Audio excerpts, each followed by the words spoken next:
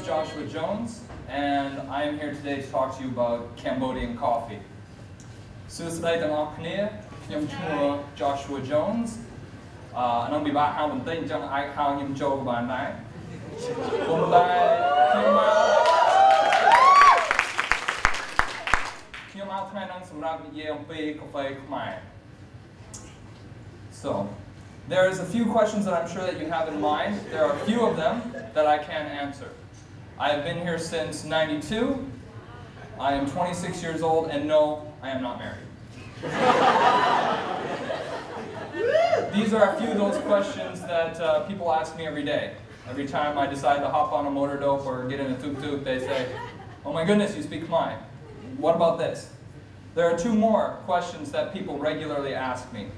That is, where do you work, and why do you stay in Cambodia? So, the first one of those is I work for Three Corner Coffee Roaster, which is the first high-quality coffee roaster in Cambodia. And the reason why I stay in Cambodia is because of potential. Because of the potential I see in every one of your faces here today. Because of the possibilities that exist in Cambodia. One of the goals that I have in Cambodia is to see sustainable business grow. This is something that my job is currently helping me to do, is to get a taste of what sustainable business and working in a sustainable business actually is about. This is something that needs to be learned throughout many industries here in Cambodia. High returns in the short term means uncertainty about future returns. Moderate returns in the short term mean confidence for the future. So what about the coffee industry? What do we need for the coffee industry? There are two things that will create sustainability for Cambodian coffee. These two things are going to be quality and consistency. Currently in Cambodian coffee industry, there is not very much quality, and there is consistency maybe only in the fact that it is of poor quality. But there are two reasons why Cambodia does not have quality and consistency. These reasons being, first, Vietnam is currently the largest demand for Cambodian coffee. And Vietnam, as you know, will roast, package, and label their coffee as Vietnamese coffee, which is fine. When you roast coffee, that is you're right, you have a product of that country then. But this gives little to no recognition to Cambodia for its product. Second, Cambodian roasters do not use quality roasting techniques. So what coffee is known as Cambodian coffee is not going to be quality, is not going to be one that you all want to taste. There is a vicious cycle in this of low prices and cost cutting. Low prices, low demand from Vietnam, as well as then cost cutting by either plantation owners or roasters here in Cambodia because of the lack of demand of quality coffee. So to end the vicious cycle, you are going to need to enter a product that is both quality and consistent in that quality. But success for any industry, whether it is the coffee industry or whether it is any other industry that we have here, agriculture or tourism, you need demand.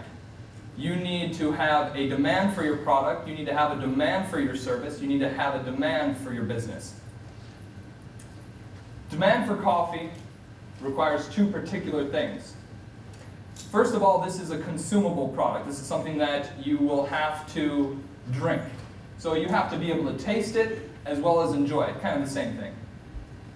People need to taste and enjoy Cambodian coffee to want it. Second of all, you need to also know the coffee's origin. They can taste it and like it all they want, but if they do not know the origin, it cannot directly help Cambodia. Why is there currently no demand for Cambodian coffee?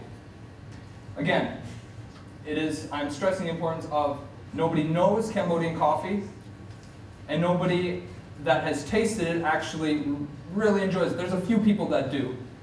But the Cambodian coffee roasters here what they do for their coffee to cut the cost is they will mix it with soybeans and corn, up to about 60%.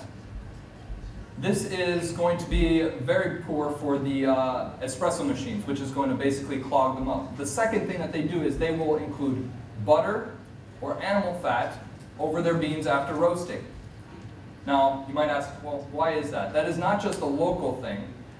It is a local thing, but it is also because of the French influence in Cambodia. They originally came in and brought in their love for dark roasted coffee, which is great. Dark roasted coffee is some of my favorite. But when you do not have the ability to measure the temperature, when you do not have the ability to make sure that the roasting is going well, when you roast dark, you're going to end up burning the coffee. You're going to end up creating a very unpalatable flavor, a very undrinkable flavor. And so what do? They cover it over with butter, they cover it over with vegetable fat, well, they call it vegetable fat, it's animal fat. Also, they will cover it over with alcohol. I've heard recipes call for that, and I've even heard the random MSG, vitae. They will put MSG on top of coffee just to make it taste good. Now, that is in a rare case, so don't worry, you're probably not getting that at most cafes. But what can we do to increase the demand for Cambodian coffee? The demand for Cambodian coffee, first of all, right now, comes from the tourism industry. Hotels and cafes that are in Siem Reap or that are here in Phnom Penh. And what are they getting? Well, they need to cut costs too. They need to make sure that they have an ability to stay afloat. So they use cheap Cambodian coffee, which comes from these local roasters putting butter and animal fat and alcohol on their beans. Now, this is great for normal coffee, for the normal milk coffee, café de Boracay. It is beautiful. It is one of my favorite drinks. And actually one of my sister's favorites as well. But when you use it in a normal manner, as far as an international standard, you use it in a percolator, you use it in a filter, you use it in an espresso machine, it is going to come out tasting really burnt. How many of you have gone to a hotel, had free breakfast coffee, and really did not want to take another sip after the first drink? Maybe a few? Okay, there's a few of you. That comes from the fact that doing Cambodian coffee in a percolator or in regular coffee just takes out the incorrect taste. And this does not taste good. Like I said, for local stuff it is great, but not for the international stuff. So how do we increase demand for Cambodian coffee? It is going to be on the international market, and they are going to need to taste it and enjoy it. To get them to taste it and enjoy it, you need to create a product that is quality and consistent to meet the expectations of the current coffee culture. Current coffee culture likes freshness. Current coffee culture likes to be able to taste the flavor of the origin. These things are only able to be done when you have correct packaging and correct roasting techniques. So enter a product such as that. Second, to make sure that the people that drink Cambodian coffee want to have it again, and to be able to source it again from Cambodia, they will need to know where it is from. This makes the necessity to have the production here in Cambodia, not in the United States, not in Japan, not in Vietnam. This we will have to keep in Cambodia. Production in Cambodia is also going to increase economic benefits as well. Now the great thing is that on the international market, in current coffee culture, you do have a high demand for origins, single origin coffees. People will love to say, oh, I had coffee from Colombia. Oh, but I prefer coffee from Venezuela. Or what about Kenyan coffee? What about Cambodian coffee? The different origins of coffee affect the flavor and aroma, as well as the desirability of the coffee. Branding is also a part of it, as the coffee culture desires certain origins for its taste. The topography, the weather, and everything else will change the flavor and aroma of the beans. The other thing that changes it is also the roasting techniques, which is where I come in. This will also change. The aroma and the flavor of the coffee. Such things as Italian coffee. Italy is very well known for its coffee, but it does not grow coffee, it only roasts it. So the origin as well as the roastings do matter. But this is going to give me an ability to have a huge opportunity with the international market. Let me get back to the previous one in just a moment. The huge opportunity is represented by the 8 million kilograms that are consumed every year. This stat may be a little bit old, but 8 million kilograms are generally consumed by the public every year. And so, if I can even have a percent, let alone 0.5%, a 0.5% would be about 40 million kilograms of coffee, and that is beyond any production levels that we can do here, whether on the plantations or in the roasters present. So it's a huge opportunity. Because the coffee culture does have this demand for niche and novel products, it will be a jumpstart, a catalyst for the success of Cambodian coffee. I do believe that there is a high chance of success with Cambodian coffee. Because of that novelty, the novelty of Cambodian coffee will act as a catalyst for jump-starting the industry. You send it to the United States, you send it to Japan, where there are coffee fanatics, and they will have not had a taste of Cambodian coffee. They will not have had the chance to sample it, and so they're going to immediately want to buy it. And if you present it as a quality product, they see its quality, they're going to want to buy it. Second, the sustainability of Cambodian coffee, which is not going to be created by the novelty of it, will be the consistent quality of the product, the quality and consistency of it. This will generate continued income. Because if I can get a few people to try it, and it does have that quality, it does have that consistency, they are going to want to purchase it again, at least the people that desire it. How to improve the quality and consistency in coffee requires agricultural development for the farmers to increase their ability to produce a product that is either organic or that is specifically a quality product. This is going to bring in more technology. This is going to bring in the necessity for agricultural specialists as well. Proper roasting techniques are also going to be required. This is going to be involved with equipment as well as just the methods of roasting. Dedication to raising standards. This is something that also needs to take place across the board, whether it's Cambodian coffee industry or any industry here in Cambodia.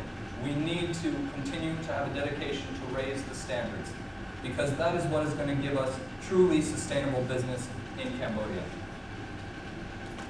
A successful and sustainable coffee industry in Cambodia would have many benefits, but a few of them are going to be, I'm going to put up here. It would stop the decline of Cambodian coffee plantations, which have been reduced in the last 5 years by more than 50%, and increase the demand for green Cambodian coffee to be exported. And so, if you were to have the export of green coffee, roasters in the United States, in Japan, in Vietnam, in other places around the world, they would desire to have that green coffee, and then this would raise prices for the plantations. This would give them the ability to expand quality and consistency. Second, it would increase the number of Cambodian coffee roasters and the production of roasted Cambodian coffee. Keeping production here is important because it keeps the money here. It keeps the money in this economy, rather than buying international coffee from here and there or buying Cambodian coffee from other places in the end. It will keep the money here rather than sending it outside. People will come to Cambodia to buy coffee. Third, the enhancement of Cambodian coffee culture will produce many jobs, many very precise and specialist jobs, such as a barista. Now, we do have baristas here in Cambodia now, but we are currently lacking a little bit in the ability to produce really, really good espresso, really, really good cappuccino or latte. And this enhancement will bring forth a bigger desire, a better desire for true quality coffee or true coffee culture. This will create, again, more jobs and more money to be saved here in Cambodia. Actually, the tourism market would benefit from this as well, because there are coffee fanatics that will travel hundreds and thousands of miles to just have a cup of coffee or to see the coffee in a certain nation. So what am I asking? What would I like you to take away? Yes, quality, yes, consistency across the board. But what I am asking is for you to try Cambodian coffee. Just have a cup of Cambodian coffee. Quality Cambodian coffee. Tell your friends, maybe, to try and have a quality cup of Cambodian coffee, because if I can help introduce this to as many people as possible, even if I get, like I said, a small percentage of that world market, I will be successful beyond anything that I could ever dream of. And so have your habit help. Have your cup of coffee in the morning or 2 or 3, and try quality Cambodian coffee. But that is my idea. My idea is to promote Cambodian coffee so that we can see an increase in Cambodian production and Cambodian products that are quality and consistent and allow for sustainable business in Cambodia.